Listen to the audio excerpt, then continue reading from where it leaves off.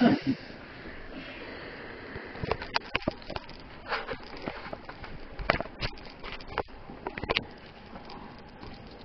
socialism, no one will be allowed to be poor. They will be forcibly fed, clothed, lodged, educated, and employed, whether they like it or not. If it is discovered that they have character or industry that is not worth any of this trouble, then they will might be executed in a kindly manner. These are the thoughts of famous writer George Bernard Shaw on socialism. Shaw was actually an advocate for and strongly believed in what socialism stands for, which simply put is when production and distribution of goods is controlled by the state. This system was invented in order to spread wealth to the poor and create equality, even if that meant force. Many people have fallen for the trap that socialism is good because it helps people. In the next few minutes, I will discuss how this could be wrong by discussing how socialism lines up with capitalism, how it has affected the American people, and how it affects people as a whole. As Americans, we are used to the liberties that are granted to us through our Constitution. It is these liberties that have given birth to the American dream, that if we work hard, we can succeed. And it is only through our unique system of capitalism that we've been able to realize this dream and grow into the superpower that we are today. But this is the exact system that socialism is working against. To help explain the difference, economist William Walter explains that there are only two ways in which things can be exchanged: a peaceful exchange or a violent exchange. A peaceful exchange represents capitalism, which is a system that can be summed up by the phrase, if you do something good for me, then I'll do something good for you. It is peaceful because it is voluntary and both sides benefit. On the other side, you have socialism, which can be described as a violent exchange, because it often uses coercion in order to obtain the economical goals of those in charge, which sometimes leads to just taking money from those who earn it and giving it to those who don't do anything at all. And while socialism should not be confused with communism, it is considered part of the Marxist theory as a transition stage between capitalism into communism.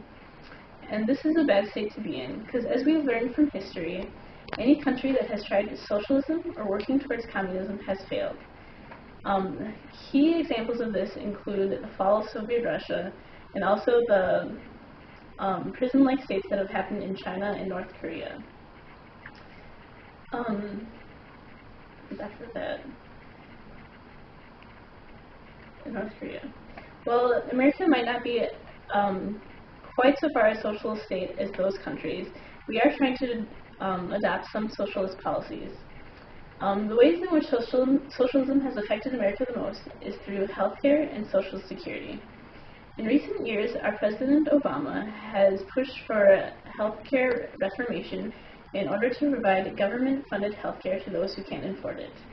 This, in fact, goes against the rights that we have as Americans. These include the rights to choose a doctor, the right to be rewarded for being healthy, only having to spend what you need, and having the right to better technology. Also, as you can see here, through universal health care in countries like Canada, there's a long wait for those people who can afford it, who can get whatever health care they need. As seen here, for procedures like cardiac bypass, you must wait 65 days. For things up to knee replacement, which lasts up to 291 days. In countries, there tends to be long waits in countries with universal health care because people can get the procedures that they want, but there isn't enough time or doctors to help everyone. And while if we did incorporate universal health care into our government, we would have to pay even more taxes. A lot of our taxes are already going to helping people in general through Social Security, Medicare, and Medicaid. Social Security are taxes that go to helping the unemployed, the retired, and the disabled.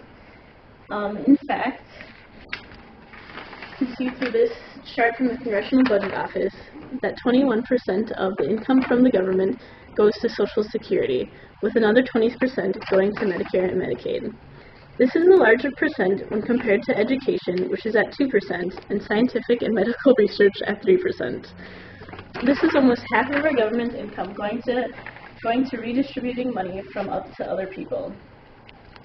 Another huge problem to this is that only 50% of the American people pay income tax, with 25% of our population paying for 86% of everyone else.